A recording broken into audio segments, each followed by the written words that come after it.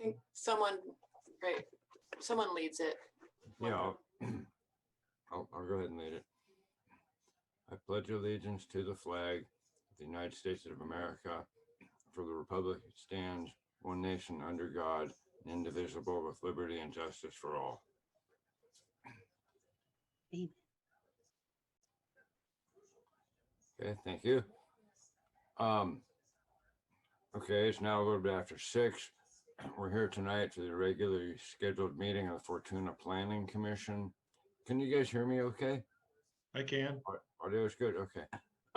should check earlier.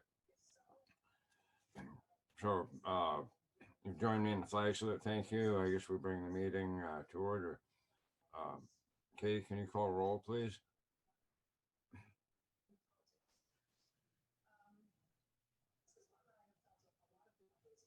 All right, Commissioner Blakely, Here. Commissioner Bradley. It's not here. Commissioner Halley, Here. Chairman Mobley is not here. Vice Chair Rogers. Here. Okay. Did you get Mark? Mark's on. Mark's here. Yeah. Yeah, no, I see. Okay, sorry about that. Okay. We get approval of the minutes from the last meeting. I'll make a motion that we accept the meeting, the minutes from the last meeting as recorded. I second. I'll second that. Okay, thank you. Okay, how about all in favor, or do we need a roll call? While we're doing Zoom, we have to do the roll call. Okay, So Commissioner Blakely, Yes. Commissioner Halley, Yes. Vice Chair Rogers, yes. and Commissioner Seitz. Yes. Okay, we're good there. I guess at this point we open, do we have any oral comments from the public?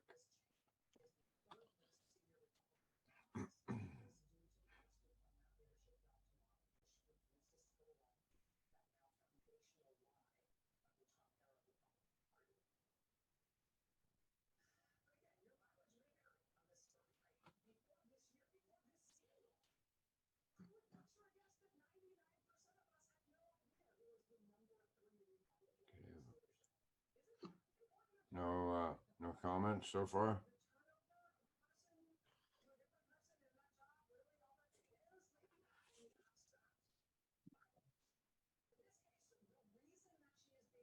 Hey, can I get a motion to close public comment?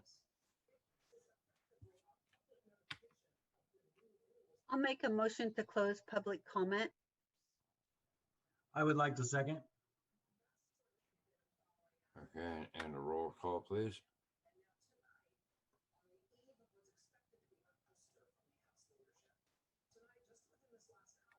You. All right, Commissioner Blakely, Yes. Commissioner Halley, Yes. Vice Chair Rogers, Yes, and Commissioner Seitz. Yes. okay. Wow, that blew out. Okay, you're there. Minimize this. Okay, so I guess we'll roll into business tonight. Flag salute minutes, oral comments. So what we've got for this evening is the consideration of the FY 2021-26 5-year capital improvement programs, consistency with the general plan. And I would hand it, I guess this goes to you, Liz. Yeah, Commissioner, Vice Chair Larry, and Commission. I'll just give a brief introduction about what this topic is and how it fits into your role as the Planning Commission, and then I'll turn it over to the Deputy Public Works Director for discussion of the actual capital improvement program. So this is on the agenda basically every year at this time, and it's part of the planning for the budget for the next fiscal year that gets adopted shortly. So that's one of the purposes, is to allow the Public Works Department to, do the planning of their next year's projects and, identify the budget for those activities. And then it's also kind of structured by state law, which requires preparation of a capital improvement program that allows cities to plan and budget. And then also it's a requirement that the city make the finding that the CIP is consistent with the general plan. So that kind of, follows from the idea that the CIP is a planning tool. And in order to implement the city's long-range goals, it gets tied to the general plan. So is it consistent with the general plan? And so that's why it's before the Planning Commission. You guys get to make that, sort of determination, and then that gets passed on to the council. So after tonight, the council will formally adopt the CIP.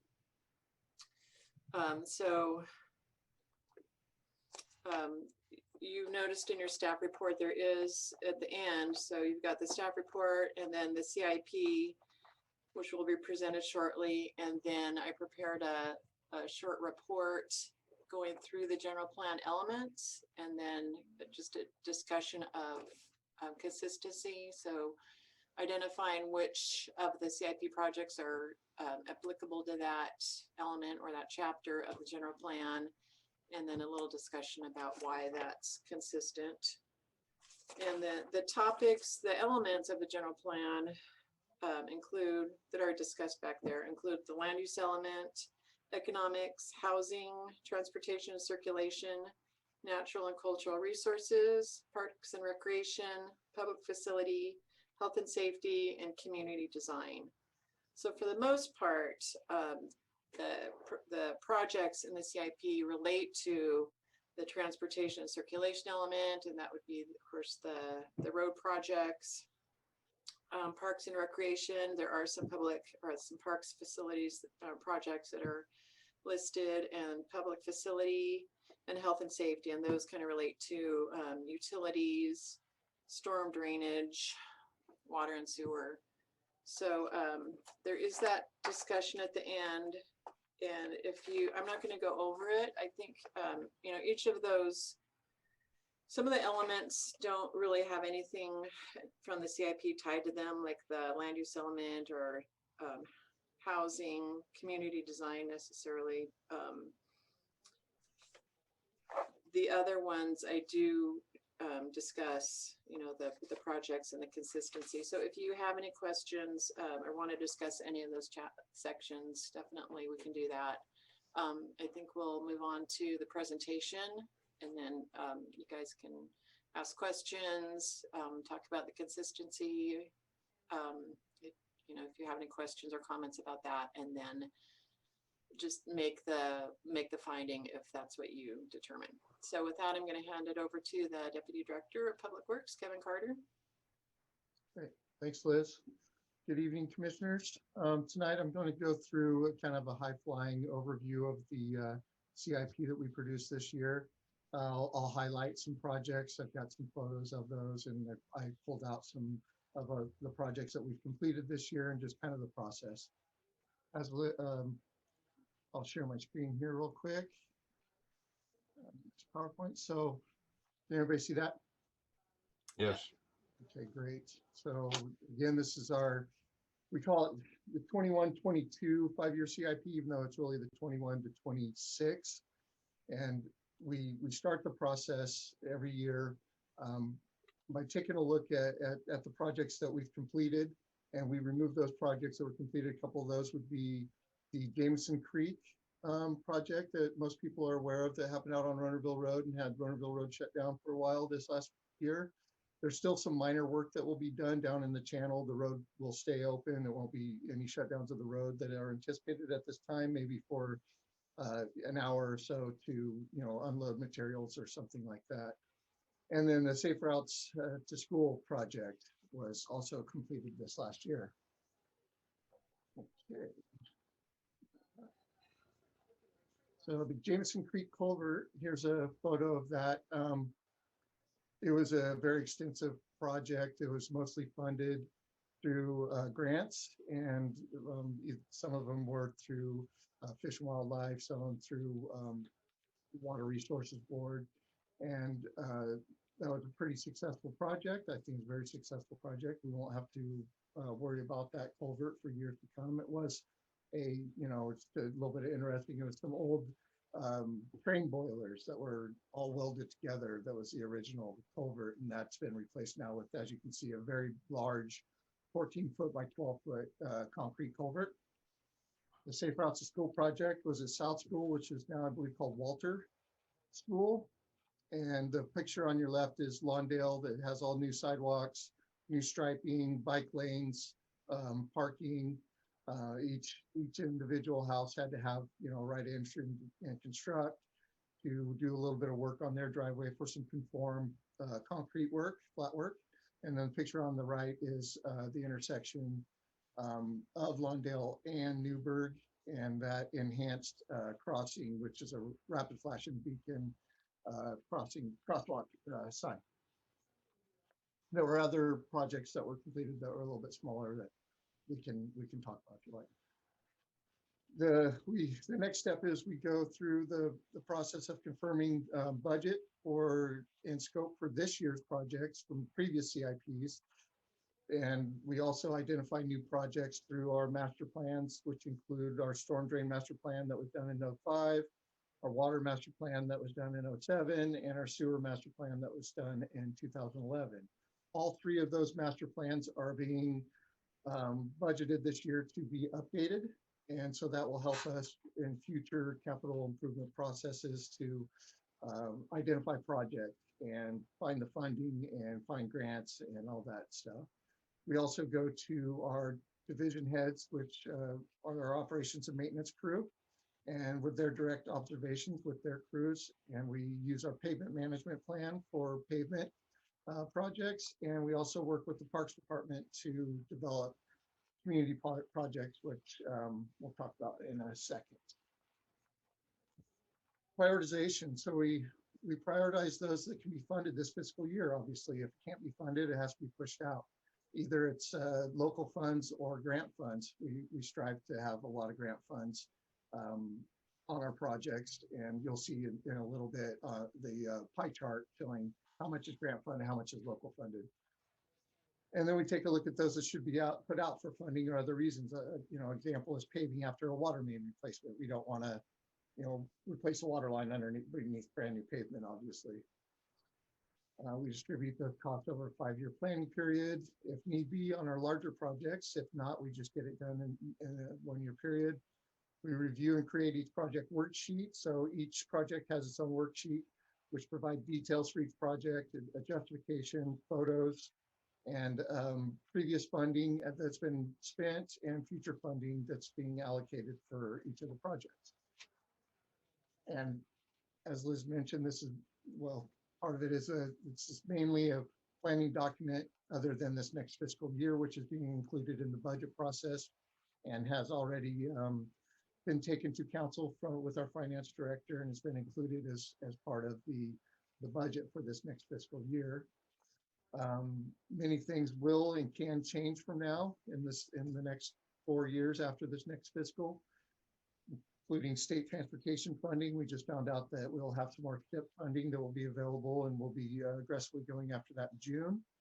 And then through the Humboldt County Association of Governments, as well as any unforeseen infrastructure failures. As most of you are aware, we can have some storm drain failures that we have to, go and find money for and replace in emergency situations. And the regulatory requirements are always changing, and we have to try to stay out in front of those, and we'll talk about those a little bit more. I'm going to highlight a few of our grant funded projects. Our storm drain vulnerability study is funded through FEMA 75%, and we'll also take a look at our storm drain infrastructure and help us identify the prioritized areas in the future. For Prop 1 LID, we'll take a look at. We'll have generator put in through another FEMA granted project on Kmart and Drake Hill pump stations, a CDBG project, ADA barrier removal project. a pretty cool Tesla battery project at 3 of our locations. This year document, it will be focusing on the CCF, our corrosion control facilities, the main wells down off Eel River Drive, and the Redwood Way reconstruction project, which will be starting up pretty soon and going into next fiscal, as well as the Kmart Interchange project. A couple of new CIP projects will be the police facility, and the basketball court will be expanded in Roner Park as part of a Measure E. Let me talk a little bit about this. So the police facility be $2 million to be constructed, hopefully in this next fiscal year. And it's looking pretty good that it'll be funded through the CARES Act. So the city will be receiving about 2.3 million, and 2 million of that will be funding that police facility at the old Eureka Physical Therapy, as most of you are aware, that's been moved. And the basketball courts will be redone and expanded at Roner Park through Measure E funds, which was allowed because the CARES Act is funding the police facility. So it actually allowed for more funds to be spent on Measure E for some of our other projects. And I'll do a really quick overview of the main project that the city has going on. The most expensive one, I should say, is our upgrade with a quick update. And I had in there for our council meeting earlier, a detailed update at another meeting at council meeting. So here's our FEMA funded storm drain vulnerability. You can see that that's a good example of a lot of our single wall corrugated metal pipes that it's a little bit acidic, I want to say, that our soils are that cause that. And so this study will allow us to go in, take a really good look at it, and then we'll be able to go after some more FEMA dollars to help fix these situations, whether it's a complete replace, or we can actually go in there, put some grout in, and then line each one of those with a new plastic lining that will last a good 50 years or so. Prop 1 LID, this is a rendering of some on 12th Street. You can see some new trees and planting areas. And this will help enhance our storm drain as well on 12th Street. It'll actually capture a lot of the storm drain, and it will alleviate us from having to pay for an existing project that we've had in previous CIPs that we're substituting with this one, and actually handling that through a grant fund, which is awesome. This one is another FEMA funded Drake Hill and Kmart stationary generator sets. You see the power pole, and off to the right will be actually the Tesla batteries. That's one of the locations where the Tesla batteries will go. And then off to the right of the building is where one of the generators will be put in. And that's really integral for power outages. It's an automatic transfer switch. Generator kicks on, and that means that our crew doesn't have to get up in the middle of the night. Go get our full, go behind generators and go out and hook them up to each one of those, and then go around to each one, and they're kind of constantly moving around. This is automatic, and it'll function automatically when the power's out. CDBG program income barrier removal. This is multiple locations within town. I highlighted the rodeo grounds there. Hopefully you can see the red lines and kind of a concept that we have. This will actually be designed out with the engineer in the coming months, and this will have the other locations, which include kind of back by the batting cages over off of Carson Woods Road that is looking at to be paved, and some ADA parking. The dog park off of Dinsmore Drive, pave the rest of that and provide ADA parking, and then multiple curb ramps along Main Street, turning those into ADA compliant ramps, as well as path of travel that the county made us aware of on their ADA transition plan and kind of put in our lap on the path of travel from the bus stop on 11th and N to the library, which is our building, but they lease it and run the library out of, and they did everything on the inside of the building. We're going to do the path of travel. We have to spend that money so that we can get more money. It's kind of interesting how that works. The Tesla batteries projects, I actually took these pictures this morning. This is at the wastewater treatment plant, and the picture on the left are actually the battery modules themselves, and then the one on the right is the controller for the batteries, and the other ones, those ones on the left will be sitting right around that controller on the right. And that will actually, when the combination of the 3 locations, that we're going to be doing this, and it's all funded by Tesla through a grant. Will allow for about $100,000 savings a year, and over a 10-year period, about $1 million. So that's actually a pretty exciting project that's happening. Redwood Way reconstruction will be going into construction starting on the 17th. So that's this coming Monday. And then we'll be going through this next fiscal year as well. And that will be complete reconstruction of Redwood Way all the way from Safeway to Ronerville Road through the S-curves. And we'll actually include some sidewalk from the new Mpdes project all the way to the hospital. That's kind of exciting. The Kmart Interchange project, we did a complete streets grant that actually produced the drawing on the left and is actually a part of a much bigger document. This is just pulled from that document on a concept for that interchange to help with the level of service on that whole interchange. And most people that drive through there know that coming off the freeway from the north going south can be a little bit cumbersome, especially in the evenings.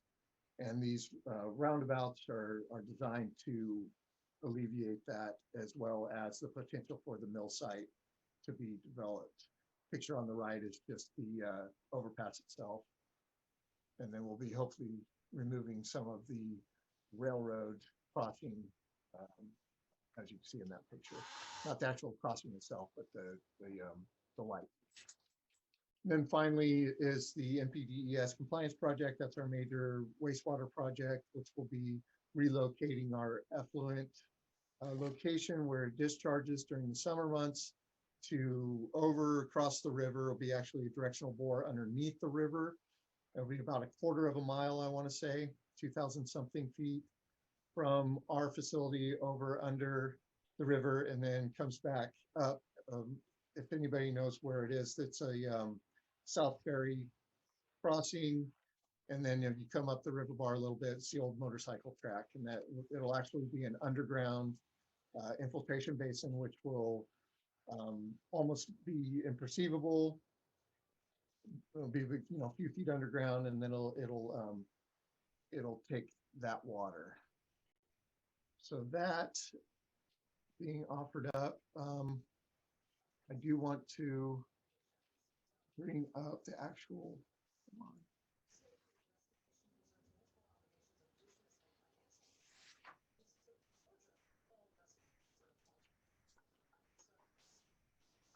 So this is the actual CIP here. I'll leave this open once I make a couple of really quick comments on kind of where everything comes from budgetary wise. So this is our 5-year CIP dollars by funding source. The green is sewer reserves. That's our major project.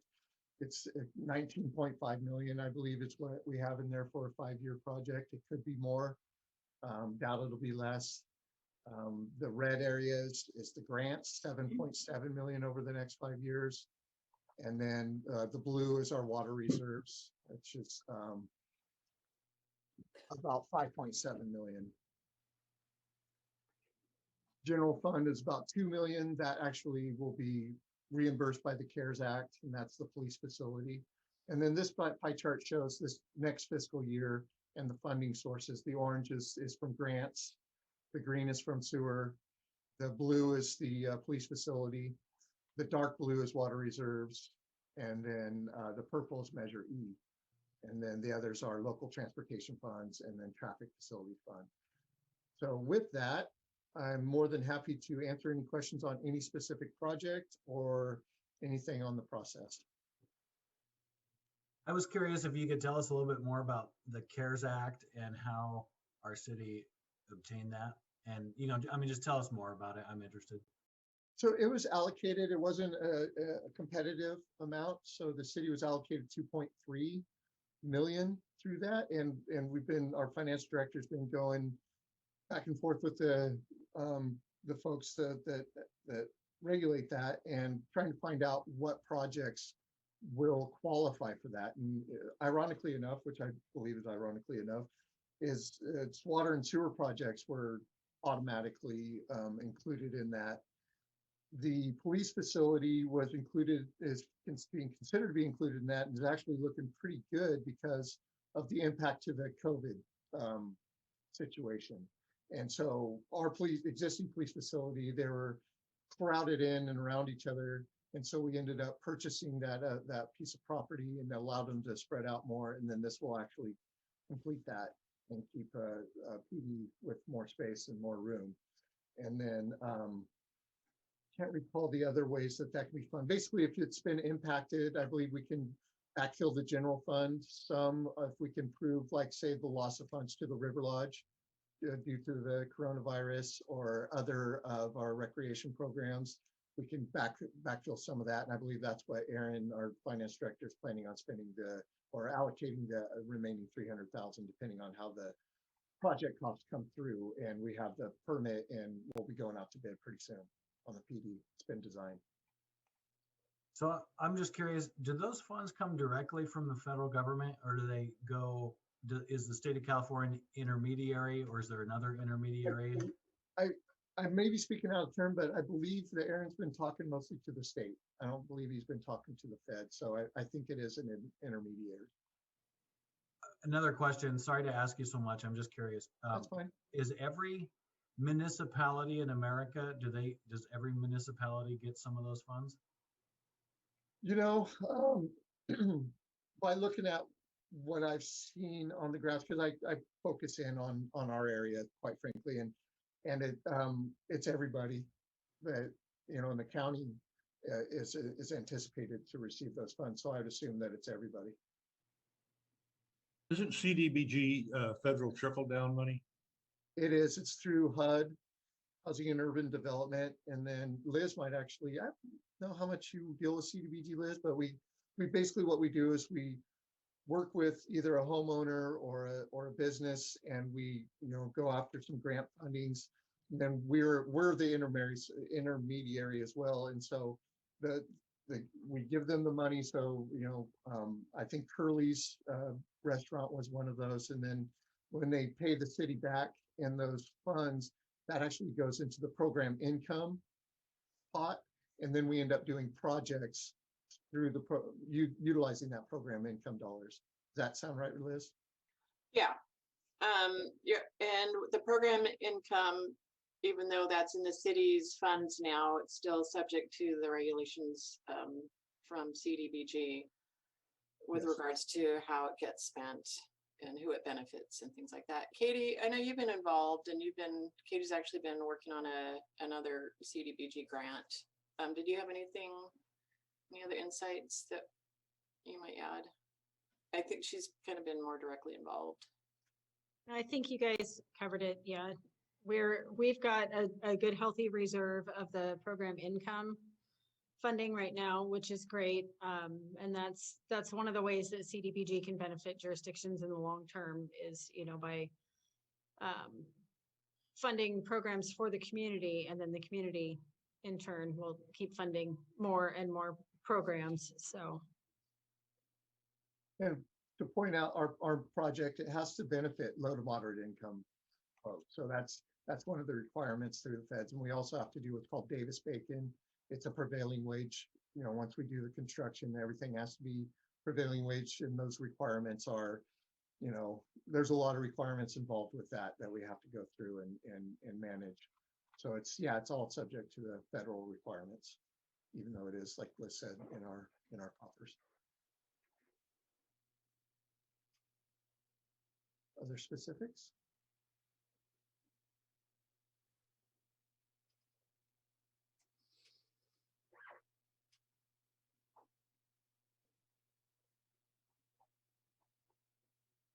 All right, so I'll just a quick kind of just update on the schedule of this. This went to council this morning in a workshop. They had no changes, no comments, and then it'll be going to council on June 7th at their regular meeting to be adopted along with the budget. So we are on schedule this year to have a capital improvement program and a budget to be adopted before July 1. And that's always an exciting thing to have done. You know, it's a big undertaking for Public Works, for the CIP, and for finance and everybody that contributes to the budget. So that concludes my presentation unless there are any more questions.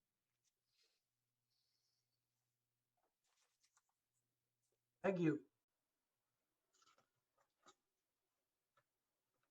Did you have any questions, or did you want to discuss the general plan consistency report at the back? I think it's, the projects are all really straightforward and easy. I think it's easy to see where they fit in with the, the general plan. They're really just, kind of straightforward public improvement projects. I appreciate Kevin coming and explaining them to everybody. And, that gives the planning commission the chance to see another aspect of development. So, a lot of the development projects that come over the planning commission have these public, infrastructure components to them. And you just see that small part. This kind of lets you see the overall, improvements and utility updates and extensions and projects that kind of tie in with the more specific development projects that you guys consider. So, if you don't have any questions, then you can move on to making the general plan consistency finding. And that would be with a voice vote or a roll call vote, sorry. Do we need to open Mr. public comment first? Thank you.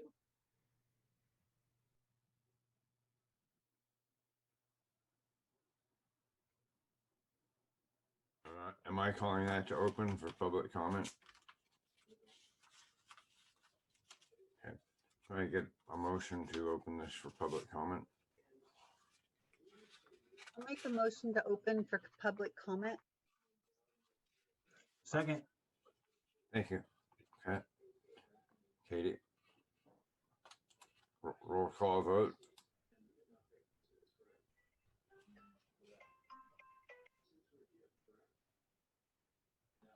We don't actually need a motion to open, but we'll need a motion to close. So we can, we can do the vote Stand now. corrected. Thank you.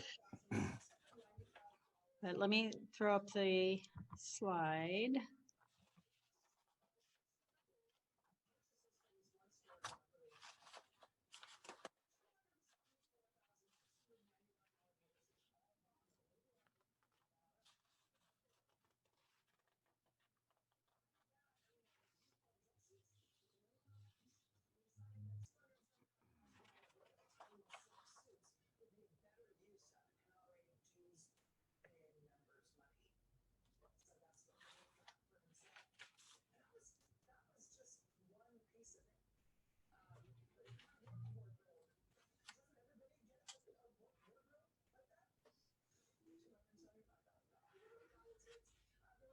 Okay. Can I get a motion to close public comment? Motion to close. I'll second that.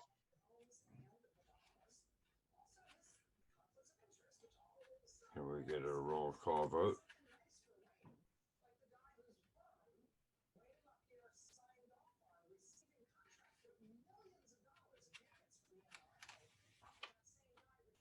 Commissioner Blakely, Yes.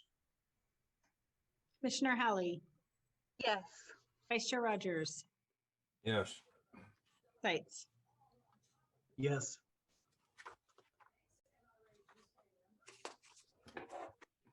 Oh, Kevin, thank you for the presentation. Yes, I'll second Those are always that. good. Absolutely. Thank you. Yeah. Happy to.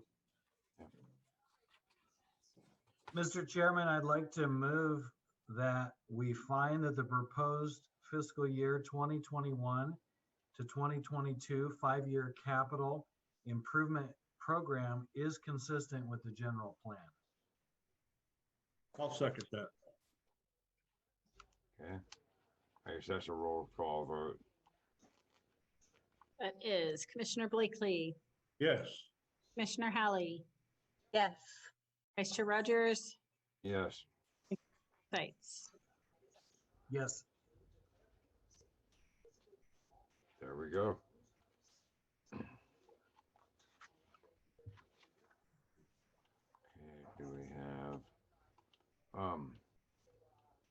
do we have any Any general comments from the commission or questions? Anything outstanding? I don't, but I appreciate learning more through this presentation tonight and how our work and city council's work and so many of the staff goes toward a overall, benefit toward our city. And it's good seeing a more holistic view of things and how it intersects with, capital budgeting and programs and projects, and very informative. So thank you so much. Yeah, staff does an amazing job on this stuff. The clarity and the detail is, I couldn't write that. you know? Yeah, I agree. They work really hard. They do a good job. I really appreciate that, and I'll make sure to pass that along to Amanda Hubasek, our admin assistant, that really puts all those charts together and does a lot of hard work to make it look the way it does. Yeah, please do. Yeah, I would also add in that Kevin and Merritt, the city manager, they really definitely work hard on all of this, and they pursue funding and receive funding, from outside sources, grants and whatnot, and really gets a lot of work done, really significant. The storm drainage, the creek improvements, the safe routes to school, all kinds of road improvements, and they're still ongoing, and I think they really do a good job for the Can city. just 1 second right here? This is actually really cool. I just got this. This is, everybody's familiar with the Roner Creek project that we did and Right. the flood control project. The San Francisco section of the Association of Society of Civil Engineers actually presented the city the Roner Creek Flood Control Seismic Habitat Improvement Project as the flood management project of the year for 2020. So that was really Wow. exciting, and it was really a long time, and I will tell you, I'll just kind of follow up with that and what hits the ground starting in August or September 3rd, I believe. The actual maps will be, the LOMARs will be completed, and people can stop paying flood insurance. About, I can't remember, it's a 50 or 100, properties that will Right. now be able to not pay flood insurance. And that's really exciting. Yeah. Awesome. no doubt. Terrific. I have one follow-up question for someone there. If a citizen who might be viewing tonight, or one of us as a planning commissioner, wants to learn more about the financial side of this and how projects are funded, how would we go about that? You can always contact me. My number is 725-1472. I'm happy to talk to anybody about any of our projects that we have going on. And then if I can't answer them, then I would forward them on to Aaron Felmley, our finance director. But for the most part, I mean, they're grant funded and I can answer it. Yeah, there's a lot of information, as you saw in this report. There were the spreadsheets on the funding for each of those projects, and it had a little bit of a breakdown on the funding source. Also, the city council right now is in the budget update process, and I don't remember when that's going to the council for, like a televised. They've been having their untelevised workshops, but that will also go to the council. June 7th. June 7th, Monday night. So it's viewable on Access Humboldt, and opportunity to participate and comment. And will they have a workshop or just the meeting? Like a workshop about the budget? I mean, the budget is available the draft budget is available for view on the city website. So that can be viewed. People can ask questions from the finance director or Kevin on the public works projects. And then there will be comment at the city council meeting when they discuss it. There have been 2 budget workshops that have been completed. Today was the second one that was done. Yeah. And it was focused primarily on water and sewer. The first one focused primarily on general fund. Yes. So Liz, what's happening on the corner of 9th and Main Street? Oh, that is the Little Caesars Pizza. Is that still happening? Yeah, they're actually, I think that building's looking really nice, and this week they're doing the parking lot. So that, of course, that came before you guys as a design review project. And, you know, we don't really know the date, you know, not just the building, but then the interior work, installing the appliances and the equipment takes a long time, and then training staff. So I think that's what is happening with the Paul's Life from New York down on Newburgh and 12th Street. So they look like they're all done, but it's still, as you can tell, taking some time for them to get up and running. But that one is also moving forward. So lots of good pizza in town, on both, you know, both ends of town, which is nice. Yeah. One, I'd like to thank everybody for help with the meeting. Katie, Liz, Kevin, and you guys asking questions and jumping in when I fumble, which does happen occasionally, you know. Okay. Do we have anything else open, or I don't see anything on the agenda? No, unless you don't have anything else, or unless you have something else, just a motion to close. Yep. Anybody want I'll to make make? a I would motion. like to make the, Okay. And a second. I'll second. There you go. Thank you, everybody. Appreciate attendance, presentation, and feedback on everything. Quick roll call for the motion to adjourn. Good point. Thank you, Katie. Commissioner Blakely, Yes. Commissioner Hallie, Yes. Chair Rogers, Yes. and Commissioner Seitz. Yes, be well, everyone. Thank you. Yeah. Thank you. Thanks, guys. Have a great night. Bye, everybody. Thank you. Thanks.